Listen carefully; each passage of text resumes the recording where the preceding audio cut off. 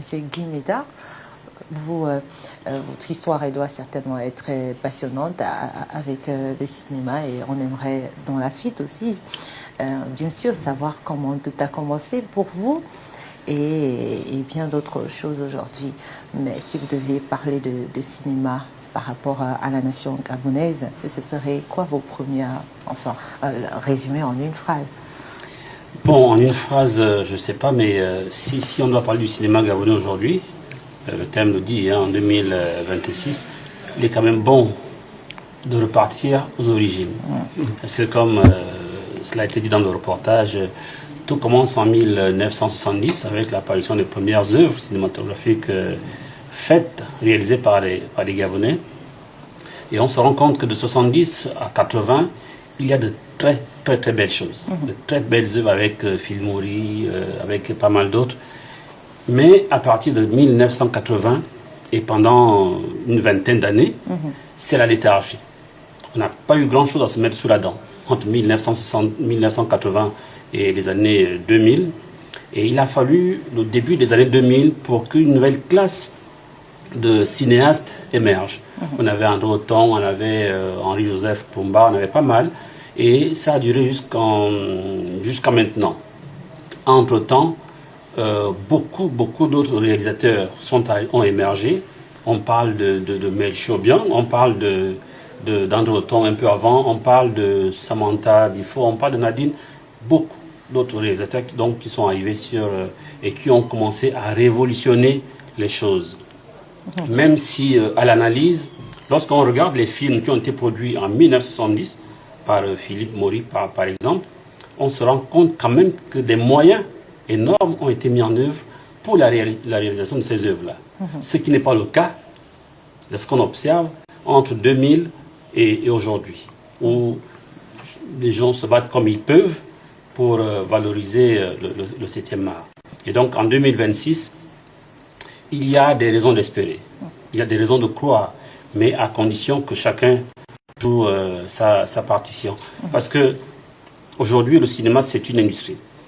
Vous allez dans les autres pays, au Nigeria, vous allez au Burkina Faso, en Côte d'Ivoire, et même, vous allez voir que certains de nos réalisateurs gabonais préfèrent aller travailler à l'étranger. Parce qu'au Gabon, il manque l'accompagnement nécessaire. Mais nous voulons penser qu'à partir de 2026, au vu de la volonté, de l'engagement, du génie que l'on observe chez les créateurs d'esprit gabonais, il faut que quelque chose change. Et je pense que ça va changer. Il faut que quelque chose change. Alors, Asténias Bouka, peut-être rajouter quelque chose par rapport à l'historique? Non, c'est tout oui, effectivement, parce que cela colle avec le temps. Le temps est, effectivement, comme il a énoncé, la léthargie, l'absence d'investissement, d'implication, effectivement, des autorités pour une véritable émergence de ce cinéma afin d'être capable de compétir avec les autres cinéastes sur la scène continentale et internationale du cinéma. Malheureusement, je pense que sur la 5e République, il faut qu'on insiste là-dessus. On va mettre un peu plus d'accent avec le nouvel arrivé aujourd'hui, le ministère de la Culture, qui est bien connu des arcanes du monde du cinéma et d'autres univers culturels gabonais. Je pense qu'il y aura plus d'implication pour que la chose culturelle, cinématographie, voulais-je dire, avoir plus d'argent. Justement, parlons du premier film, parce que durant nos recherches, il a été difficile de savoir qui étaient les acteurs. C'était pas facile. Je ne sais pas pour vous si vous avez qui étaient les acteurs de cette première sortie à Asténias Bouka. Alors, c'est ça tout l'intérêt des Parlons-en, c'est la recherche. Bon, c'est pour faire un clin d'œil aussi aux autres émissions de la chaîne. Alors, c'est dire que nous avons fait des recherches et j'ai recueilli ceci. Le cinéma gabonais fait donc son entrée pour la première fois en 1963 avec le long métrage dénommé La Cage.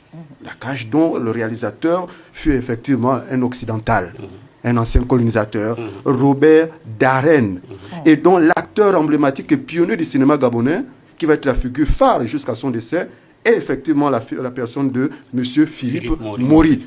Donc c'est en 1963, 3 ans après notre accession à l'indépendance, que, effectivement, Philippe Moury s'est révélé à la scène cinématographique sous, effectivement, l'égide du colon qui venait à peine de nous accorder l'indépendance.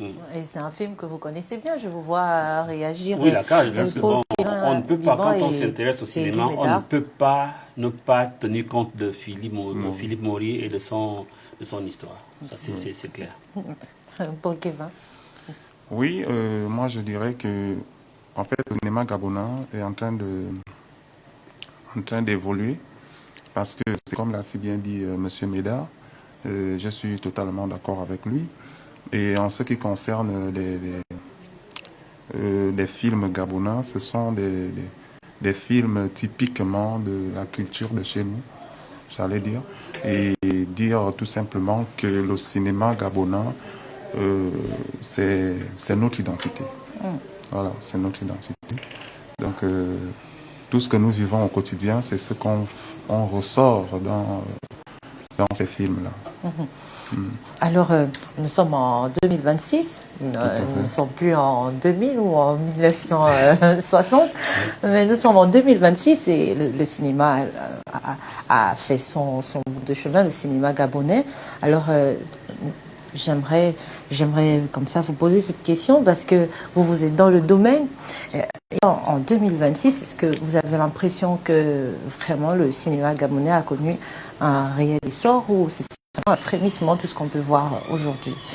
On va commencer avec Paul Kevin parce que Guy Médard, vous êtes un peu plus bavard.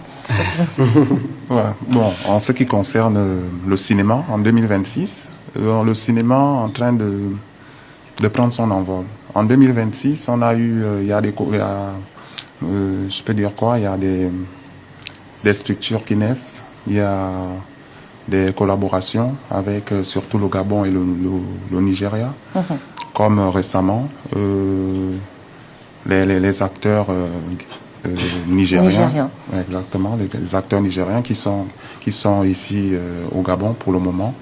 Donc c'est pour une production et ça fait plaisir.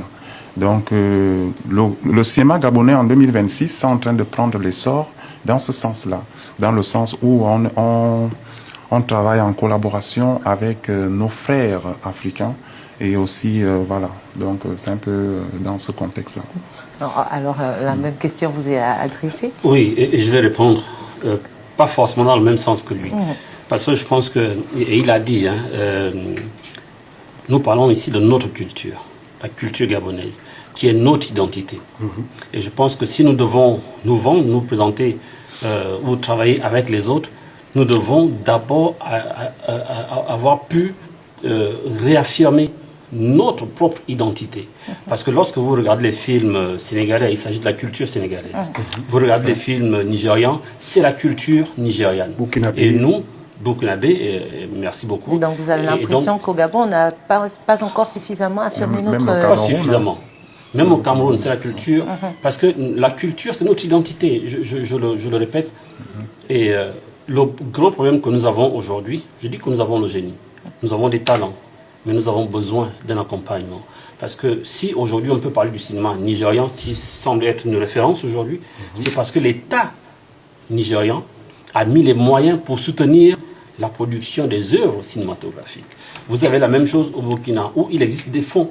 Au Sénégal, en Côte d'Ivoire, partout, il existe des fonds destinés à soutenir le cinéma. Mais malheureusement, dans notre pays, nous n'avons que la volonté. Et ce n'est pas suffisant. Pour le moment. Voilà, pour le moment. Mais il faut plus que ça. Mais on ne dort pas. Nous savons que les nouvelles autorités feront quelque chose pour soutenir ce que nous faisons. Mais entre-temps, il y a quand même des structures qui naissent. À l'exemple donc de Galiou TV, qui, devant l'absence d'une plateforme de diffusion des films gabonais, parce que ça n'existe pas, donc un compatriote a estimé bon de mettre en place donc cette plateforme-là, cette chaîne-là, qui pour l'instant émet sur le net, mais qui dans très peu de temps va connaître son essor, et qui a pour vocation non seulement de produire des films, ses propres films, mais également de faire la promotion de toutes les œuvres produites par les cinéastes gabonais. C'est tout l'intérêt de Galiou TV et je pense que ça va être une bonne chose parce que, vous savez, même en étant au Gabon, vous ne pouvez pas regarder les films gabonais. Il n'y a pas une seule chaîne dans notre pays qui diffuse les films gabonais. Tout à fait. D'où la naissance donc, de Galiou TV, donc, pour pallier à ce manquement. On avait quand même un peu Télé Africa qui le faisait, malheureusement. Mais tout à fait. oui, je me suis quand même interrogée sur... On a Nollywood, on a Hollywood, mais vous êtes représentant de Galiou TV. Pourquoi Galiou TV? Alors, le mot Gollywood, c'est un nom valise, comme on dit. Et ben, il y a aussi Bollywood pour les Indiens. Voilà, parce que même Hollywood s'appuie sur Bollywood, donc les Indiens. Donc aujourd'hui, c'est un peu ça la tendance. Donc c'est un mot valise, comme on dit, hein, donc qui prend le gars de Gabon et Hollywood, même si on a un tout petit peu avalé le O, mais c'est un peu ça. Gabon, gars, et Hollywood, donc pour reprendre un peu le mot emprunté aux Indiens, donc Bollywood. Bollywood. Alors, je le répète encore, nous sommes en 2026 et le cinéma gabonais a quand même fait son parcours, un bout de chemin jusqu'ici. Bon, on a connu dans les années passées des films qui ont quand même marqué la scène nationale et internationale. Des films riches, et je sais que d'ailleurs vous connaissez, mais on va laisser Astanias nous en parler, parce que Astanias, ce serait intéressant de savoir quels sont les plus grands films, enfin les films qui ont vraiment marqué le Gabon aussi, hein, des films gabonais qui ont marqué la nation sur place ici, mais à l'international aussi. Oui, charmante Mélissa Ongongon Nkogué. En effet, ça va peut-être surprendre certains d'entre nous, et pas les cinéastes qui sont effectivement acteurs. Le film qui a été primé en premier sur la scène continentale africaine et internationale, c'est bien Obali. En 1976, c'est l'année à laquelle est sorti effectivement le film Obali. Alors, ce film Obali met en relief la critique sur les valeurs culturelles matrimoniales en terre gabonaise. Obali. Nous savons ce que ça veut dire en pays Teke au Bamba. Hein, le neveu peut prendre la femme de l'oncle, le petit frère peut prendre la femme de son grand frère lorsque celui-ci décède. Et donc, c'est cette critique-là qui a suscité beaucoup d'intérêt et donc qui s'est vu primer effectivement lors des joutes cinématographiques africaines. Il faut également avouer que le Gabon s'est illustré également avec Mermaid, hein, le retour de la sirène. Il a été primé pour meilleure image. Je vous aime toutes, meilleure série. Et Le cœur de femme, également meilleure série. Ce sont des œuvres, effectivement, qui ont fait germer, qui ont mis ici le visage, le vert jaune bleu cinématographique gabonais sur le continent, également à l'international.